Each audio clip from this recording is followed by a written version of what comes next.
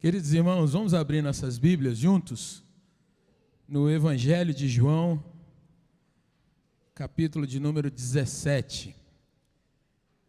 E hoje eu quero meditar com você mais um momento de a gente revisitar alguns temas que a igreja conhece bem, ouve bem, mas que são fundamentais para que a gente possa desenvolver a temática que nós temos trabalhado para esse ano.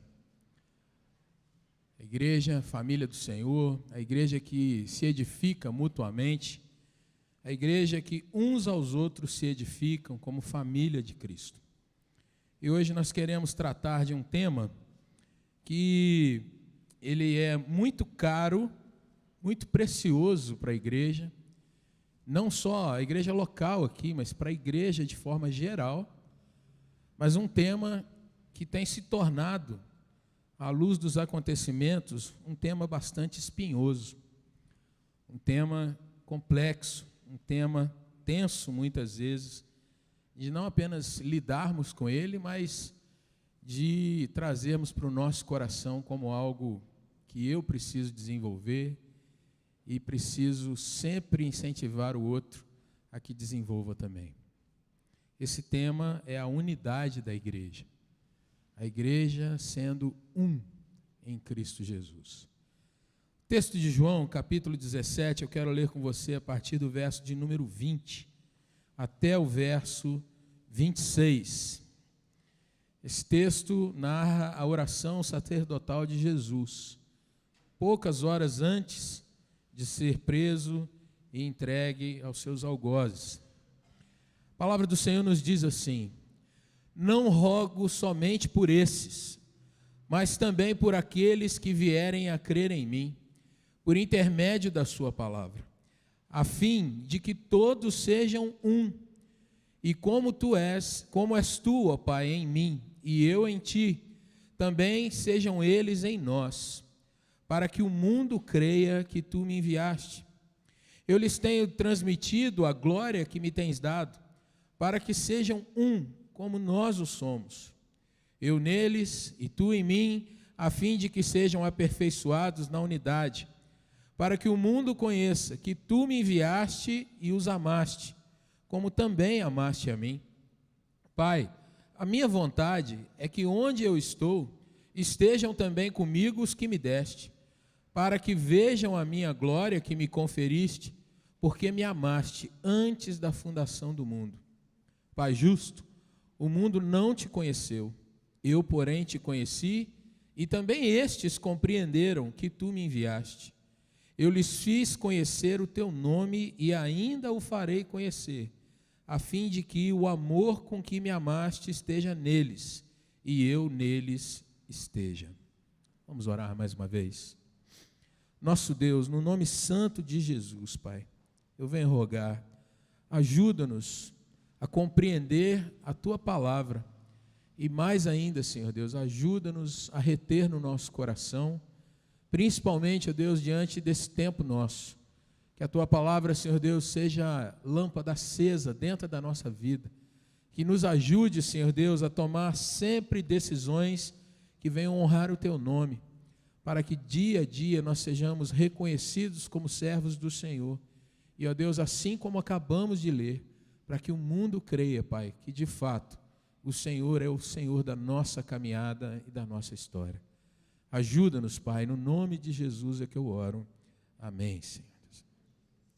Queridos irmãos, ontem, numa atividade dos homens da igreja, pudemos realizar várias obras aqui.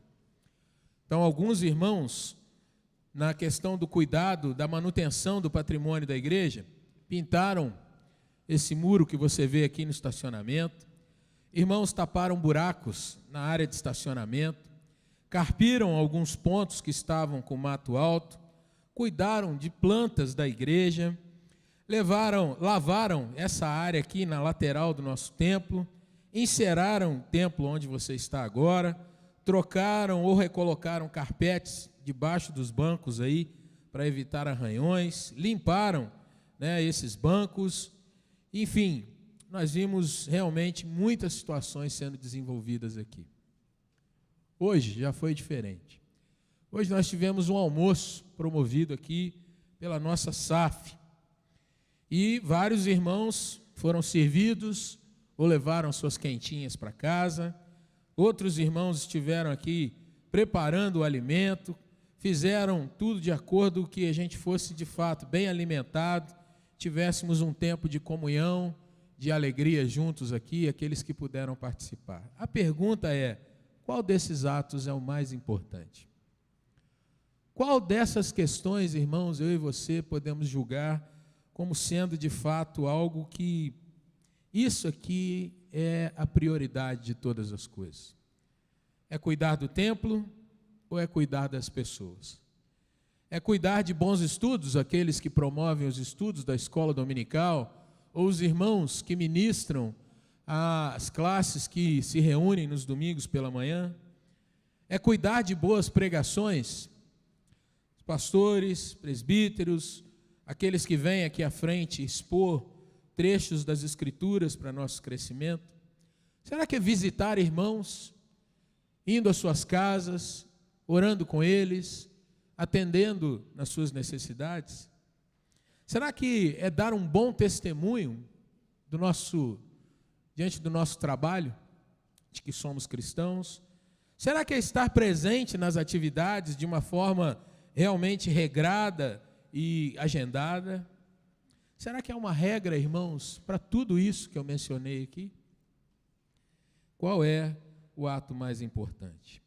Pois bem, nos dias de Jesus, irmãos, também havia debates desse tipo. E muitas disputas entre os servos de Jesus, ou certas competições entre eles, também eram percebidas. E disputa entre irmãos, até no sentido de quem era o maior ou o menor no reino de Deus. Quem era aquele que tinha um lugar de proeminência ao lado de Jesus? Quem poderia estar do lado direito ou do lado esquerdo do Senhor no seu reino, como uma mãe chegou a pedir para o Senhor Jesus? Irmãos, quando nós olhamos para diversos textos bíblicos, nós vamos vendo o quanto o Senhor trabalhou essa questão de serviço, humildade, de um estar realmente edificando a vida do outro. O Sermão do Monte, Mateus capítulos 5, 6 e 7, é um texto muito lindo que você pode observar como o Evangelho envolve o serviço mútuo. Eu sirvo o meu irmão, ele me serve, nós nos abençoamos mutuamente. Nos dias de Paulo, já algumas décadas depois do ministério de Cristo presente entre nós, a gente vai ver também, irmãos, que havia disputa e divisões dentro das igrejas. Por conta disso, fulano não faz tal coisa, ele não é um crente como eu. Beltrano está agindo dessa forma, ele precisa ser disciplinado. Eu fui disciplinado, quem tem autoridade para fazer isso sobre mim? E você vai ter então um dos textos mais citados e lembrados, o texto de 1 de Paulo aos Coríntios, no capítulo de número 12, quando ele vai trazer aquela famosa ilustração de que a igreja é um corpo, e que um braço não pode dizer porque eu não sou a cabeça, eu não sou importante, ou um dedo do pé não pode afirmar porque eu não sou o coração, então eu não tenho valor. Na realidade, cada um no seu lugar está inserido num contexto em que todos têm que contribuir para uma questão só, o bem do próprio corpo. Mas aí, irmãos, é que vem, muitas vezes falta esse entendimento do corpo como uma unidade.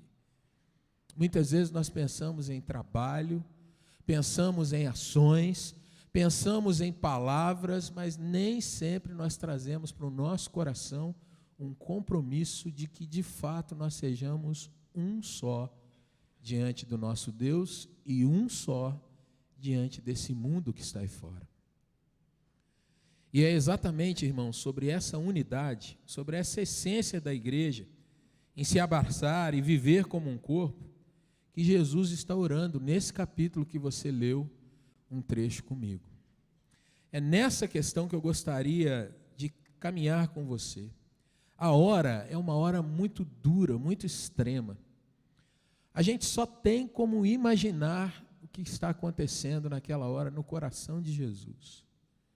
Porque os outros discípulos, embora percebessem uma atmosfera de tensão, embora eles pudessem perceber nas palavras de Jesus que se aproximava alguma coisa muito dramática, eles não sabiam exatamente o que estava para acontecer no sentido mais amplo, como eu e você quando lemos a palavra de Deus. E isso é até complicado, porque a gente lê e se aproxima do texto de uma forma muito assim, eu já sei o final. Mas aqueles discípulos, naquela noite, eles não tinham muito clara a noção do que viria a acontecer dali a algumas horas. Mas Jesus tinha essa noção, irmãos. E Jesus não tinha só essa noção, como ele tinha todo o trajeto que ele iria percorrer dali a pouco. Jesus sabia da questão de que em breve, muito breve, ele seria submetido aos diversos horrores que você já conhece. Jesus sabia que dali a algumas horas ele estaria não mais na posição de um mestre, de um pregador, de um conselheiro, mas ele estaria sim na posição de alguém que agora está sofrendo um julgamento extremamente arbitrário. Ele estaria na posição de alguém que estaria sendo chicoteado, xingado, cuspido, ultrajado, provocado. Ele estaria numa posição, querido irmão, querida irmã, em que ele seria extremamente desafiado. No entanto, horas antes, sabendo de tudo isso, Jesus se coloca para orar diante do Pai por algo que é extremamente importante. A despeito do que viria depois, Jesus vai colocando nas suas últimas palavras aquilo que era singular e marca essencial da igreja. E se você pegar os capítulos 13 de João até o capítulo 18, você vai ver que Jesus está muito preocupado em colocar no coração dos seus discípulos coisas que eles deveriam não apenas guardar, mas viver de fato. Ele vai falar em João 13 de um servir ao outro, quando ele lava os pés dos seus discípulos. Ele vai falar do Consolador que viria, eles não estariam sozinhos em João 14, João 15, João 16. E nessa hora, no capítulo 17, ele vai colocar diante do próprio Deus Pai a sua oração, clamando a Deus de que conduzisse os seus discípulos na caminhada dali para frente, de uma forma que eles retivessem no seu coração aquilo que era algo muito fundamental, muito sério na vida da igreja. Gostaria de tratar com você então, irmãos, desse trecho. Por que unidade da igreja era algo tão poderoso, mas tão desafiante, a ponto de Jesus pedir a Deus Pai que implementasse isso no coração dos seus servos? Nessa noite, então, algumas questões que eu gostaria de caminhar contigo é a unidade da igreja, um grande desafio em meio a outros grandes desafios. E a primeira questão que eu quero trabalhar com você, querido irmão, é essa pergunta: por que a unidade da igreja é um desafio? Por que ela é um desafio em meio a outros desafios? E a resposta, meu irmão, minha irmã, é que de fato, hoje, se você observa a sua caminhada, há muitas demandas que nós temos que cumprir. Se você observar, como um cristão, você, indivíduo, você precisa conhecer a Deus cada dia mais. E isso envolve ler a Bíblia, orar, a sua vivência dentro da sua família. Muitos hoje pensam que dentro da família a gente tem carta branca para não ser crente. Então ali a gente faz o que a gente entende, a gente fala o que a gente pensa, a gente ali é autêntico. Mas nós não percebemos muitas vezes que o primeiro lugar onde a gente tem que ser crente é dentro da nossa casa. O primeiro lugar onde de fato Jesus tem que habitar é na minha caminhada com a minha família. Mas por conta da vivência e até por conta de alguns tipos de distorções na nossa visão familiar, às vezes nós achamos que dentro de casa não tem problema. Afinal de contas, lá na igreja é que a gente ouve falar de Jesus. Mas dentro de casa eu preciso também ter essa vivência. E isso envolve ouvir ensinos, caminhar com o Senhor, irmãos. Viver em santidade dentro da família e na sociedade. Isso é obrigação de cada indivíduo que se diz crente. Ao contrário do que nós temos visto muitas vezes, irmãos, cada indivíduo cristão precisa testemunhar Jesus com todos os seus atos.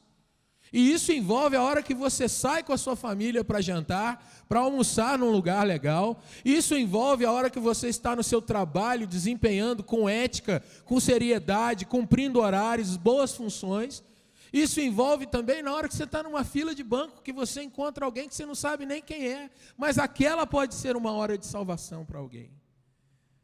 Não obstante todas essas obrigações, nós temos também os nossos deveres coletivos. Como igreja, evangelizar, cultuar a Deus, exercer misericórdia através de ministérios dessa área. Nós precisamos cumprir as ações missionárias da igreja, acabamos de ver um vídeo nos chamando para isso. E, irmãos, no meio disso tudo, no meio de tantas coisas, Jesus ora para que ainda seja preservada a unidade da igreja. Ou seja, embora tantas coisas eu já tenha listado, o Senhor já está orando para que no meio disso tudo nós não venhamos a perder a unidade, a questão de essência de um ser pertencente ao outro. E aí, querido irmão, é uma situação para nós avaliarmos o que tem acontecido muitas vezes na igreja da atualidade. Veja o que há de rompimentos na vida da igreja. Veja, irmãos, como há disputas de egos, cobranças. Veja as comparações e argumentações duras que vêm acontecendo. Porque eu tapei o buraco no estacionamento da igreja, de repente eu julgo o outro irmão que não pôde vir porque estava trabalhando. E eu estou usando um exemplo bem raso, irmãos, porque muitas vezes é isso que acontece. Nós, dentro de igreja, nos comparamos, nós competimos, nós nos separamos por conta de certas opiniões que, se você parasse bem para pensar, você veria, será que isso é o essencial? Às vezes alguém chega para nós e nos dá uma orientação ou uma cobrança. E eu não vou fugir da questão aqui, não. Algumas semanas atrás, um irmão chegou para mim e falou: pastor, eu queria conversar com você. Ele fala, meu irmão. Ele disse assim: você estava com algum problema, alguma dificuldade na hora de chegar aqui na igreja? Eu falei: não, por quê? Porque você entrou aqui no estacionamento acelerado. E isso pode gerar uma insegurança para alguns irmãos. Será que é essa hora, irmãos, de eu dizer assim: você sabe que você está falando com o pastor dessa igreja, rapaz? Você acha que eu não sei que tem que entrar aqui devagar? Mas, irmãos, essa é a hora da gente abaixar a cabeça e dizer: meu irmão, me perdoa. E eu vou zelar para que isso não aconteça de novo. Mas perceba que às vezes alguém chega para você e fala assim: querido, dá para você dar uma puxada no carro para cá, para ajudar outros a estacionarem? Você pula daqui na galeria de raiva. Quem é esse camarada para me perturbar? Eu que dirijo tão bem, poxa vida. Um exemplo raso. Mas eu poderia falar, por exemplo, de um presbítero chegar para mim e conversar sobre determinado comportamento. E aí no meu coração eu vou gritar pensando assim: já sei tudo sobre essa questão de fé, será que eu deveria estar ouvindo isso? E assim nós quebramos muitas vezes a unidade da igreja. Querido irmão, é um desafio, entre tantos desafios, mas dá uma olhada no seu texto, como Jesus chama por isso. Olha para o verso de número 11 do seu texto. Jesus está clamando ao Senhor que nos faça um só. Depois olha para o verso de número 20, quando ele diz assim que está orando de fato, para que aqueles que vierem a crer, aqueles que estiverem na presença do Senhor, por intermédio dessa palavra, Jesus estava rogando, e verso 21 complementa: a fim de que todos sejam um. Minha petição, Senhor, meu Deus, meu Pai, Senhor meu, é que de fato eles como o Senhor é comigo e eu contigo, eles sejam dessa forma também. E de novo no verso 22, para que eles sejam um como nós somos. Querido irmão, isso por si só deveria nos mover a buscar exercer um pensamento unificado, unido. Isso deveria, irmãos, nos trazer a questão de nós lutarmos para andarmos num rumo só. E é interessante, olha para o verso 20 aí do seu texto, que Jesus ora, irmãos, mostrando que essa é uma questão atemporal. Jesus está orando ali, não pelo Pedro, pelo Tiago, pelo João, pelo Natanael apenas, mas o texto é muito claro, querido irmão, em mostrar que a igreja do Senhor seria bombardeada em todas as épocas com relação a ser unida, com relação a ser uma igreja que preserva o que Jesus ensinou e não novas teologias. Observe que nos nossos dias é muito comum você ouvir algumas chamadas dizendo como comunicamos o evangelho para essa geração de hoje. Precisamos ressignificar alguns textos da Escritura.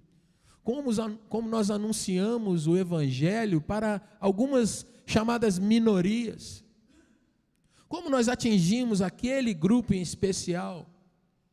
E o que acontece, irmãos, é que muitas vezes o texto bíblico é torcido, ele é empurrado, ele é às vezes prensado ou é cortado para que venha atingir algum anseio que as pessoas julgam, mas ele não é fidedigno ao contexto da palavra em si. E aí, irmão? E aí, minha irmã? O que acontece nessa questão da unidade é que com todos os predicados que você tenha, e são muitos, eu reconheço isso, a sua grandeza, sua virtude, o quanto você é bom ou é boa, quanto você é alguém realmente digno de excelência, com quantos predicados você possa ter, ou que eu venha ter, irmãos, isso muitas vezes pode nos levar a pensar que nós somos autossuficientes. E eu e você estamos dentro de um grupo evangélico que tem uma inclinação, uma tendência a se achar autossuficiente, a se achar que não precisa de Deus, ou quando precisamos de Deus, é do nosso jeito que Ele tem que nos responder. Mais ainda, irmãos, às vezes eu e você podemos cair no grave erro de achar que nós não precisamos de outros irmãos. Eu me basto. Eu não preciso estar em tal reunião, porque eu já sei o que acontece lá e eu posso fazer isso na minha casa. Eu não preciso de aconselhar ou me aconselhar com alguém, porque afinal de contas eu já tenho várias formações.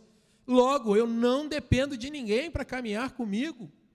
Eu não preciso valorizar essa ou aquela família, porque no meu juízo de valor, esse pessoal está muito lá atrás. E eu já cumpri a carreira que eu deveria cumprir. Eu já sei muito bem os pontos.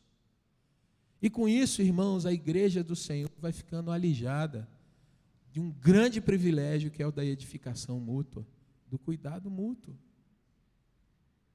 Nós vamos nos tornando mais individualistas, nós vamos largando o povo de lado. No momento de culto em que nós podemos ministrar uns aos outros numa atmosfera viva de amor, de alegria, a gente começa a ter um monte de certos escrúpulos que nos impedem de estender a mão para um irmão às vezes, de dizer para ele, seja abençoado em nome de Jesus.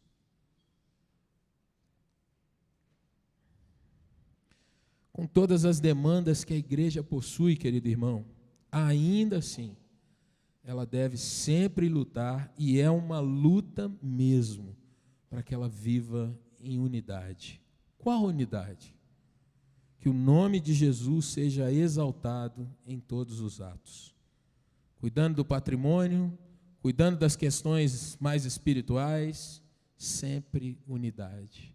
Alimentando uns aos outros, visitando uns aos outros, que nós busquemos unidade no corpo de Jesus.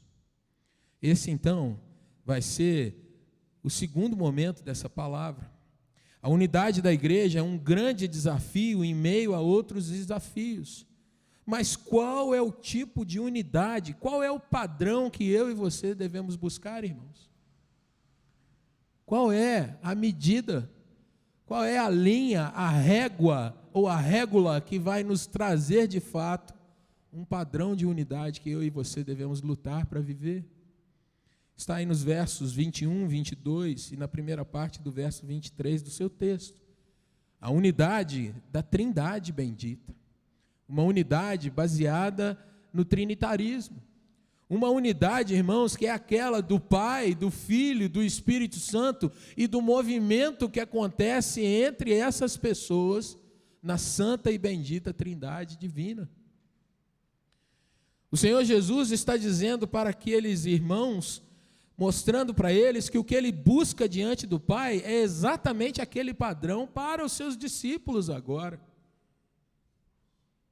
A fim de que todos sejam um, como és tu, ó Pai, em mim e eu em ti, também sejam eles em nós, para que o mundo creia que tu me enviaste. Eu lhes tenho transmitido, outorgado, entregado, passado para eles a glória que me tem dado, para que sejam um como nós o somos, eu neles e tu em mim, a fim de que sejam aperfeiçoados na unidade, para que o mundo conheça que tu me enviaste e os amaste, como também amaste a mim. Querido irmão, querida irmã, a igreja é levada muitas vezes pelo espírito da sua época, e isso é um grande perigo. A igreja muitas vezes é levada pelo seu contexto cultural, e isso muitas vezes faz com que a igreja abandone o olhar para a palavra do Senhor e passe a olhar a situação que está em volta dela, e aquilo ali toma o centro da sua caminhada. É verdade, irmãos, que se a igreja está plantada num lugar onde há uma necessidade evidente de cultura, de ajuda, de serviço social, e isso vai ser uma das balizas principais do trabalho da igreja. É verdade que se ela está num meio onde a cultura é o meio predominante ali, a igreja vai ter que subir o seu nível de diálogo, de palavra, e aquilo ali vai ter que chegar num nível acadêmico. Mas em nenhum ambiente, irmãos, por mais talvez claro que seja a necessidade, a igreja pode se furtar a abandonar a palavra de Deus, a olhar o que a Bíblia ensina. Seja qual for a necessidade, que a palavra seja, de fato, aquilo que domine e controle as ações da igreja. E eu não posso, porque há uma necessidade premente, abandonar a Bíblia e dizer, agora eu vou caminhar do meu jeito, porque é isso que eu preciso chegar. Não. Jesus nos dá o padrão aqui no texto, para que a gente não possa, de fato, ser enganado. Um exemplo para que você fique um pouco mais próximo disso. Nos tempos das guerras, às vezes a igreja é tentada ou inclinada a ser partidária de alguém ou de alguma força. E não pode ser assim. Seja em guerras militares, ideológicas, civis, a igreja é sempre convocada por Deus a ser profética, a ser aquela que vai ser uma voz que não vai sucumbir nem à voz da maioria, nem do poder maior, mas ser fiel à palavra do Senhor. Um exemplo para você, na Segunda Grande Guerra Mundial, na Alemanha, uma boa parte da igreja alemã se inclinou e apoiou o movimento do Império, o movimento do Reich, o movimento nazista. E com isso, irmãos, alguns anos passando, muitas lideranças da igreja avançavam também dentro de uma questão de serem submissas às regras que iam sendo impostas pelos nazistas. Com o avanço dos anos e as ações erradas claramente sendo vistas, alguns líderes perceberam que a rota estava equivocada. E diante então daquela pressão, tanto de autoridades quanto do próprio povo em si, vai surgir um movimento que ficou conhecido como a Igreja Confessante. a igreja que confessava a palavra e Jesus, e essa igreja então passou a ser aquela que evocava diante de toda a igreja que eles não poderiam sucumbir às pressões das lideranças nazistas. Um pastor luterano, Dietrich Bonhoeffer, ele se torna conhecido naquele meio, e ele é um dos fundadores, um dos líderes, alguém que lutou por anos e anos para que aquele movimento da igreja confessante não se curvasse e levantasse a bandeira firme do Evangelho. Bonhoeffer acaba sendo morto em 1945, 9 de abril de 1945, enforcado, porque acabara participando no momento extremo de uma tentativa de assassinar Adolf Hitler. Mas essa igreja, a igreja confessante, ela acaba por levar toda a igreja daquele país depois a um momento de arrependimento, de choro e de pedido de perdão a Deus. Uma igreja que não se dobrou ao contexto cultural da sua época. Mas veja, querido irmão, que isso não é diferente de hoje. E também não é diferente de 1000 anos atrás. Porque qual é o padrão que a igreja deve então abraçar para trabalhar unidade? É o padrão do Pai, do Filho e do Espírito Santo. Seu texto não traz isso, querido irmão, mas os estudos teológicos mostram um movimento chamado pericorese, que significa interpenetração ou coinerância entre as pessoas que caminham nesse movimento. Se eu falar alguns textos aqui, você vai se lembrar e você vai começar a se aproximar um pouco mais. Jesus disse assim: quem me vê a mim, vê o Pai. Por quê? Porque os seus discípulos cobravam: Senhor, mostra-nos o Pai, e isso nos basta. E Jesus então disse: como eu estando aqui entre vocês, vocês pedem para que eu mostre o Pai. Ou seja, Jesus vivia, falava, se comportava exatamente como se o Pai, o Deus Pai, estivesse aqui encarnado em pessoa. Jesus mostrava que o seu comportamento era aquele que mostrava o comportamento do Pai. Um outro texto que você vai se lembrar: eu e o Pai somos um. Ou um outro: o Espírito Santo vai nos guiar a toda a verdade. Quando você vai vendo isso, querido irmão, você vai ver que cada uma das pessoas da Trindade, ela revela a outra pessoa da Trindade. Isso é um movimento pericorético. Você olha para o Filho e ele tem todas as características do Pai. E então você não tem aquela dúvida: como seria se Deus Pai estivesse aqui entre nós? Olhe para Jesus. Pedro, percebendo isso, numa iluminação do Espírito Santo, ele diz: tu és o Cristo, Filho do Deus vivo. E naquela hora ele não precisou ver mais nada, porque as ações e palavras de Jesus mostravam o Pai. Assim também, irmãos, o Espírito Santo hoje, ele não clama um culto para si, como muitas igrejas hoje defendem que nós devemos adorar o Espírito Santo. Mas veja, o Espírito Santo funciona como um grande farol, como aquele que nos mostra, aquele que anuncia a obra de Cristo. E tanto Cristo quanto o Espírito nos revelam o Pai. E nessa dança, com o perdão da palavra, com a licença poética dessa palavra, nesse movimento, o que nós vamos vendo, irmãos, é que a Trindade, ela não tem aquela briga: quem aparece mais, quem é o mais exaltado, quem é o maior. Quem me vê a mim, vê o Pai.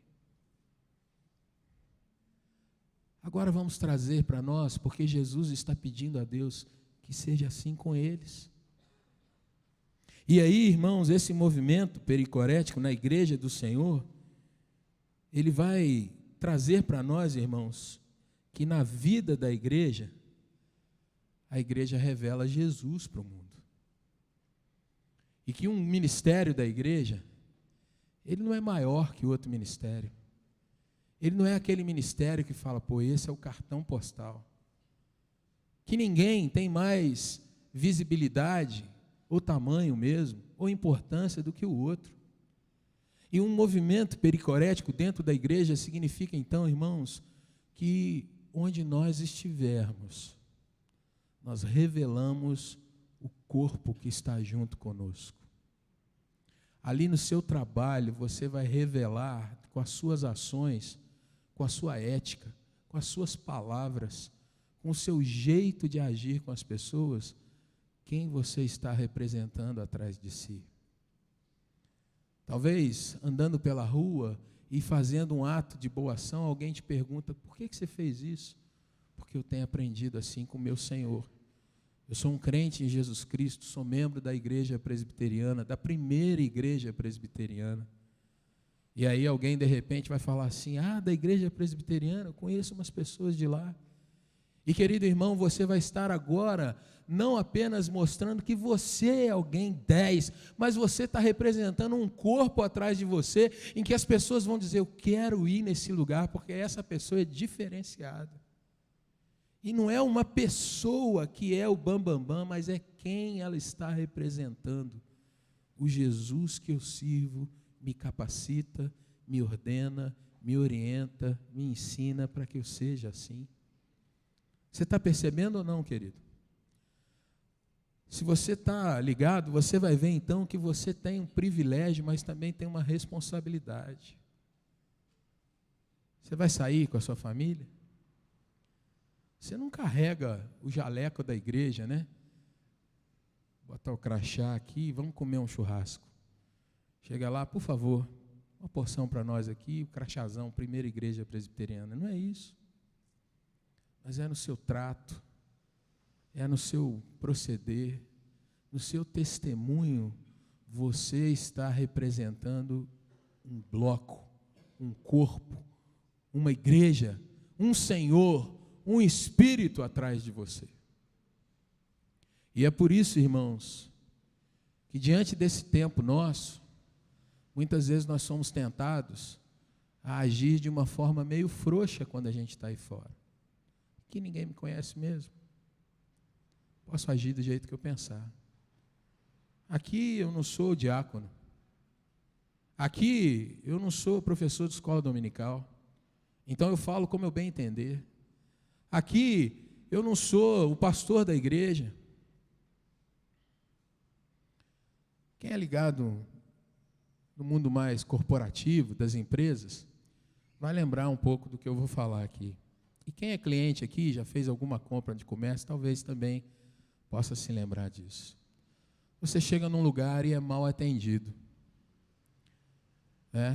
Você quer comprar alguma coisa e a pessoa te trata ou com desdém, ou com revolta, com ira, talvez acordou do lado virado da cama, não sei. Querido, você vai reclamar daquela pessoa ou você vai lembrar da placa onde você viu aquilo? Não compra em tal lugar não, viu? Porque lá ninguém fala assim, olha, aquele fulano, daquele jeito, assim, assim, assado. A gente diz normalmente assim, naquele lugar me trataram muito mal. Quem te trataram? Estou falando mentira, irmãos? Vamos trazer para nós agora? Não vai naquela igreja, não. Ali tem um pessoal muito metido. Quem é metido? Com quem você esteve? Mas o que aparece primeiro nas horas negativas? A placa. Você percebe, querido irmão, querida irmã, a responsabilidade que às vezes nós carregamos? Jesus também percebeu. Por isso que ele orou por você. Mas tem mais um ponto que eu quero trabalhar com você. O padrão é alto, mas louvado seja Deus, irmãos, porque é Jesus quem está orando aqui. E ele sabia quão pesado seria quando nós levássemos a sério as suas palavras. E o terceiro ponto que eu quero trabalhar com você, a unidade da igreja, um grande desafio em meio a outros desafios, tem a ver com a consequência de nós lutarmos e vivermos em unidade. O que o Senhor nos diz nesse texto? O que ele fala nessa oração? Primeira questão que eu quero mostrar, no texto ainda, olha para o verso 21, final dele. Jesus vai dizer assim, para que o mundo, o que está escrito na sua Bíblia aí? Para que o mundo creia que... Veja, não é para que o mundo creia que os apóstolos são os super-heróis. Olha, chegou a turma da Liga da Justiça aí. Não. Os apóstolos iriam refletir Jesus. Olha para o verso 23, a parte B, querido irmão. Para que o mundo conheça que tu me enviaste e os amaste. Não é apenas conhecer Jesus, mas conhecer que Jesus amou esse mundo de uma maneira especial. Deus amou o mundo de tal maneira que enviou o seu Filho. E olha para o verso 26 do seu texto. Senhor, eu lhes fiz conhecer o teu nome, mas ainda farei mais. Eles vão te conhecer mais. Eles vão ter mais intimidade, mais relacionamento, mais vida contigo. Para quê? Para que o amor com que me amaste esteja neles e eu neles esteja. Jesus aqui, irmãos, ele nos mostra que a consequência é direta, o mundo crer, o mundo ver, o mundo experimentar, mas é direta também na igreja crescer, ser edificada. Ser uma igreja, irmão, irmã, que sai da questão mediana e passe a avançar para um patamar que seja um patamar de graça, de vivência, de confiança, de eu saber que eu posso olhar para o meu irmão e falar assim, nesse eu posso abrir meu coração. Aqui há um padrão que não é aquele padrão assim inatingível de excelência, mas há um padrão de amor e de apoio, que a gente não se sente abandonado. Irmãos, um dos grandes desafios desses nossos dias é o da evangelização. E aí vem aquelas perguntas, será que agora o evangelismo vai ser apenas virtual? Nós vamos, cada vez mais, como as igrejas em grande maioria estão fazendo, nós vamos nos mobilizar para a internet. A internet é uma grande bênção, louvado seja Deus. Mas veja, será que vai ser só isso? Porque, ao contrário, né, da evangelização que nós temos visto uma grande inclinação para ela, a vida na igreja é relacionamento. A vida na igreja é toque um com o outro, é vivência, é cuidado. E nisso, irmãos, a internet não chegou ainda. A unidade da igreja, querido irmão, é o grande vínculo para que o mundo perceba o padrão de vida do Evangelho. Porque quando você entra num site, você não sabe o que está por trás dali, se é verdade ou se é mentira. Se foi um marqueteiro que planejou aquilo para que todo mundo pense que é uma grande maravilha, mas no dia a dia é que a gente vai vendo como as coisas são de fato. E aí, querido irmão, a gente precisa ser honesto e chegar a algumas questões caminhando para esse nosso final. É verdade, meu irmão, que dentro da igreja tem muitas contradições. Eu sou pecador. E pode ser, e eu creio que já é, em alguns momentos eu sempre vou estar aquém daquilo que você necessita ou do que você imagina. É verdade, querido irmão, que enquanto muitos pensam que a gente é, pela mensagem que nós levamos, pessoas assim muito grandes, a grande verdade é que nós somos carentes, necessitados. A grande verdade é que nós tropeçamos e pecamos mesmo. A grande verdade, queridos irmãos, é que o discurso é maravilhoso, mas a nossa prática, ela é cheia de escorregões. E é verdade que às vezes, no momento em que a gente poderia apenas dar um sorriso e um bom dia, talvez eu nem te veja passando. E aí quebre aquela disposição do abraço, pois, puxa, nem me cumprimentou. É verdade, meu irmão, que a gente tem essas contradições, mas é porque nós estamos num processo de crescimento. E isso é tenso, porque às vezes um irmão já avançou em tantas questões, Mas aí ele se depara com outro irmão que em determinada área tem tantas dificuldades. Às vezes nós lançamos as expectativas uns sobre os outros, esperando o melhor. Mas naquela situação, a gente se frustra. É verdade, irmãos, que muitos olham para a igreja, não apenas essa, mas a igreja de modo geral, lançando a expectativa da perfeição. E aí a gente se frustra quando de repente vê um irmão que não consegue dar uma resposta que atenda o nosso coração, ou um irmão que diz naquela hora assim, olha, eu queria te ajudar, mas eu não posso, eu não tenho essa condição, é melhor você procurar alguém com mais capacidade. É verdade, irmãos, que às vezes a gente pensa assim que vai ter do outro uma ajuda, e o outro diz, nessa situação não dá. Mas a verdade maior que eu e você precisamos, nesse contexto de buscar unidade,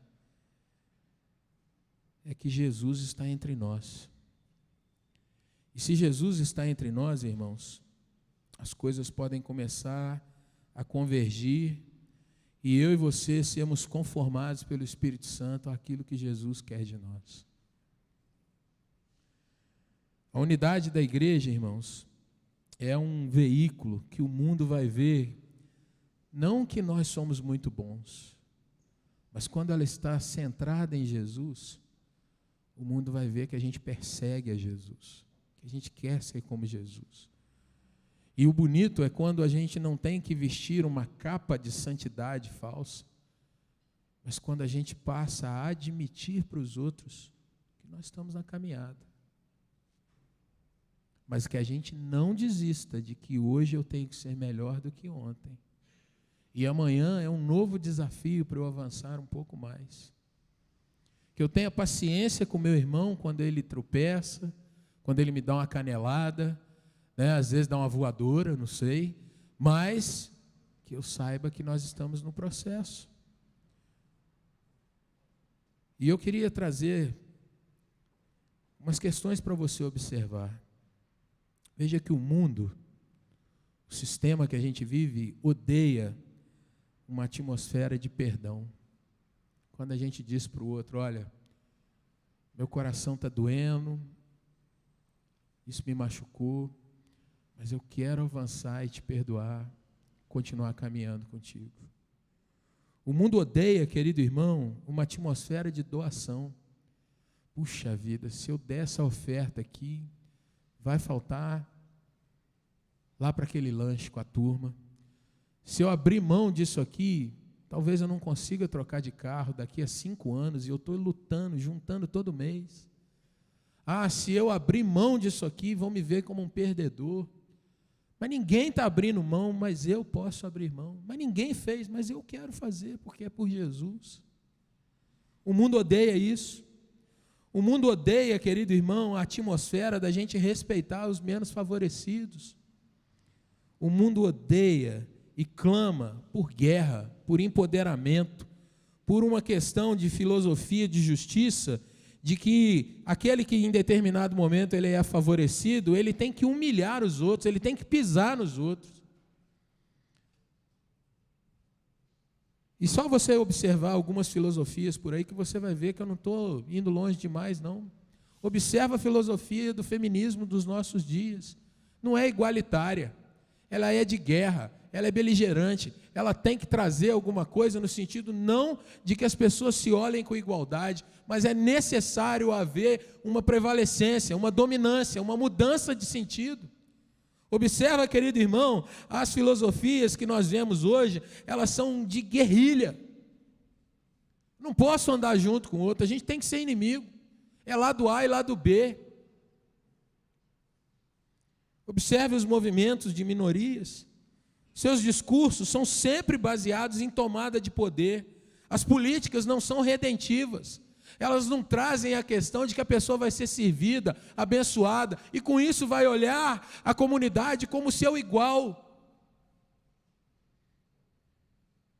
Mas na igreja, irmãos, na igreja, o que a gente tem que fazer ainda sob ódio do mundo ou qualquer outra coisa, é nos calarmos diante da voz do Senhor e entender que Ele nunca abandona o que sofre, nunca deixa de lado o seu servo, a sua ovelha. E o mundo, então, segundo essa palavra de Jesus que está aberta diante de você, eu espero, ele vai sendo impactado por uma comunidade que ama Jesus, que se diminui por Jesus, que cada vez mais se submete a Jesus, que cada vez mais ouve a palavra do Senhor, dizendo que Ele é quem vai dia a dia nos cuidar. Abra sua Bíblia para a gente terminar em alguns textos. O primeiro deles, aí em João, capítulo 13, verso de número 35.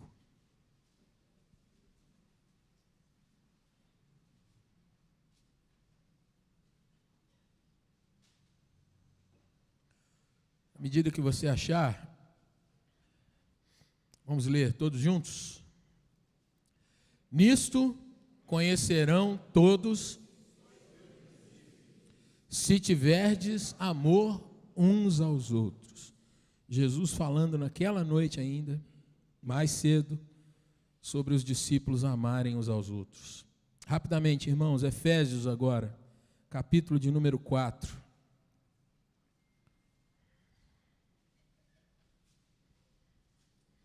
Efésios 4, vamos ler de 1 a 3.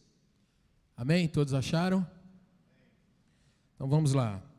Rogo-vos, pois, eu, prisioneiro no Senhor, que andeis de modo digno da vocação a que fostes chamados, com toda a humildade e mansidão, com longanimidade, suportando-vos uns aos outros em amor, agora, esforçando-vos diligentemente por preservar a unidade do Espírito no vínculo da paz. Nesse mesmo capítulo, irmãos, versos 11 a 13, vamos juntos. E Ele mesmo concedeu uns para apóstolos, outros para profetas, outros para evangelistas, outros para pastores e mestres, com vistas ao aperfeiçoamento dos santos, para o desempenho de seu serviço, para a edificação do corpo de Jesus, até que todos cheguemos à unidade da fé e do pleno conhecimento do Filho de Deus, à perfeita varonilidade, à medida da estatura da plenitude de Cristo, para que não sejamos mais como meninos, agitados de um lado para o outro, e levados ao redor por todo o vento de doutrina, pela artimanha dos homens, pela astúcia com que induzem ao erro. Unidade da fé, unidade do Espírito, unidade.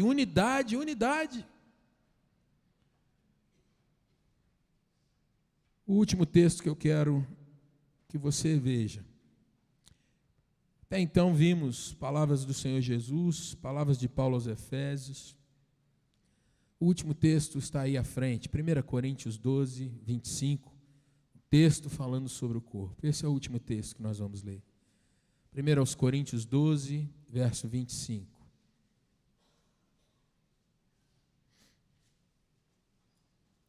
Vamos juntos? Para que não haja divisão no corpo. Pelo contrário, cooperem os membros com igual cuidado em favor uns dos outros, para que acabe esse tipo de divisionismo. Irmão, essa é uma palavra que diz respeito a algumas coisas.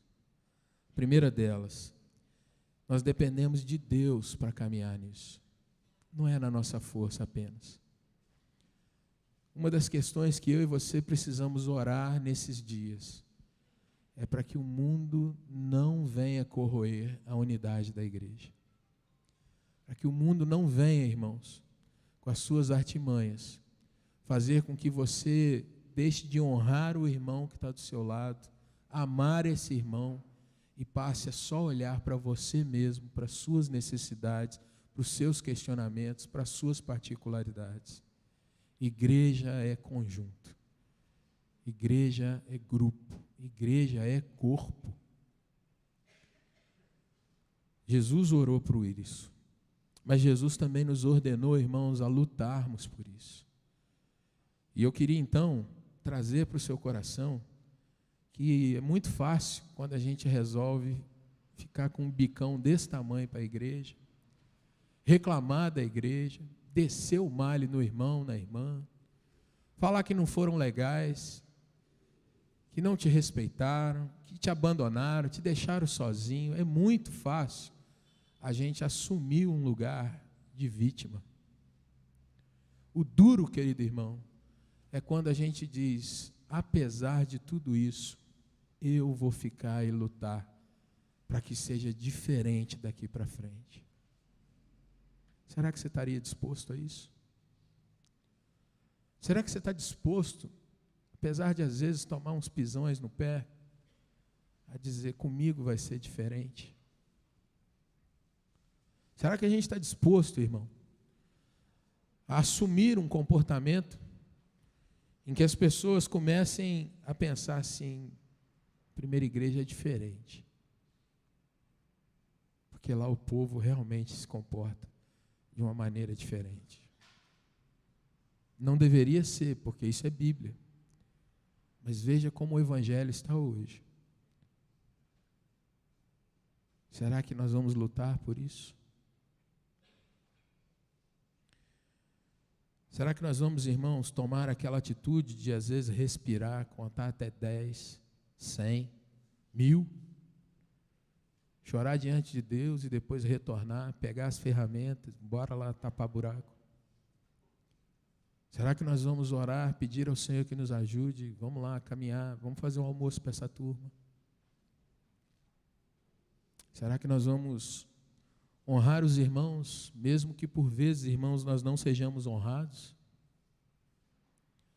Será que eu vou fazer diferença nessa sociedade, ainda que eu veja que está tudo caminhando contra? Queria te convidar a orar, baixar sua cabeça e falar com Deus nessa hora.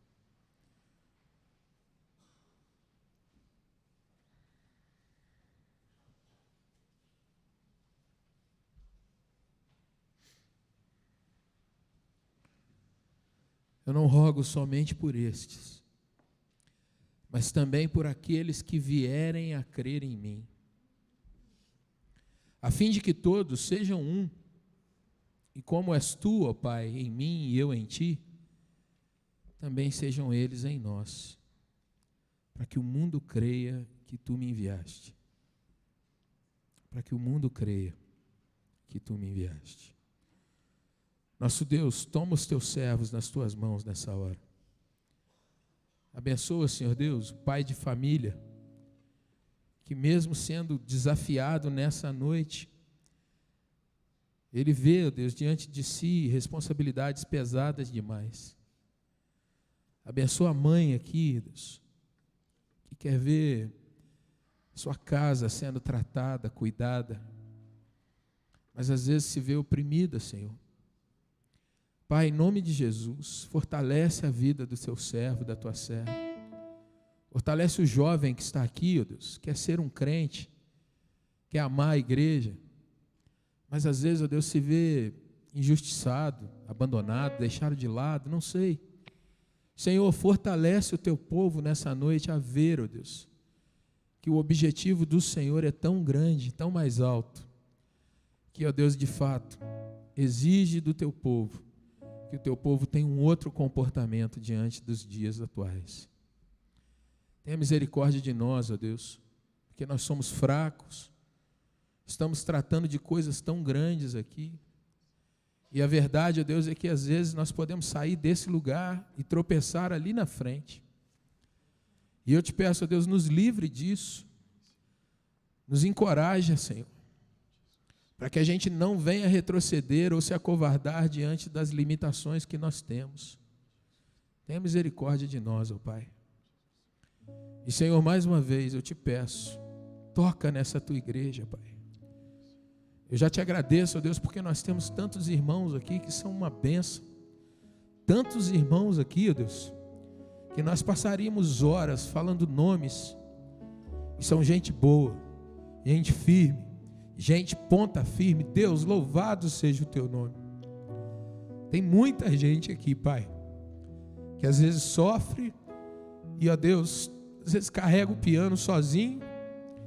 Louvado seja o teu nome, e eu te peço que o Senhor continue encorajando, fortalecendo, dando a Deus a visão de que o Senhor vai vir e vai nos levar para essa tua glória.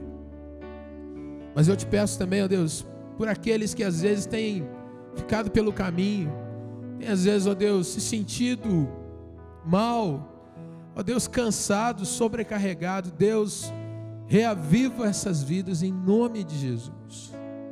Ajuda-nos, ó Deus, como povo do Senhor, a nós nos esforçarmos um pouco mais para servirmos uns aos outros, ó Deus. Dá-nos paciência, ó Deus, diante das dores, das dificuldades, das limitações. Dá-nos a galhardia, ó Deus, de incentivarmos uns aos outros. Deus, transforma a nossa vida em vida de crente, cada dia, Pai, cada dia. E desde já, Senhor, nós te agradecemos, porque o Senhor é bom demais conosco. O Senhor é maravilhoso. Tudo, todas as coisas que nós temos de bom, Pai, tudo vem de Ti, das Tuas mãos. E é por isso que nós te louvamos e adoramos, Pai, porque o Senhor é Deus de fato. O Senhor é bom e bom de fato. Louvado seja o Senhor. A nossa gratidão e a nossa petição em nome de Jesus. Amém, Senhor.